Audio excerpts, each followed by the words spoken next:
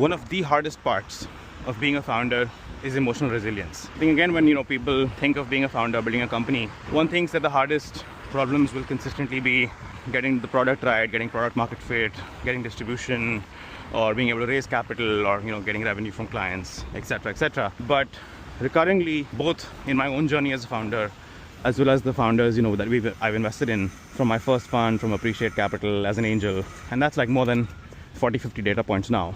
I think across the board, one of the biggest bottlenecks I see is actually emotional resilience and emotional runway. Emotional runway might be sort of a new term, or you may not have heard it before, but the way I think about emotional resilience essentially is founders can stay locked in and sort of keep coming back to the problem and what they're trying to do, as long as the emotional batteries are charged up. It's super hard to keep at it when, for long periods of times, your emotional battery runs out.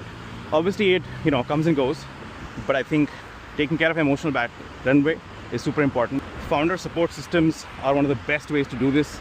So whether it's your loved ones, whether it's other network of founders and operators around you who also get how challenging it is, right? Like, because often you need people who get, and sometimes your family doesn't, or your friends don't.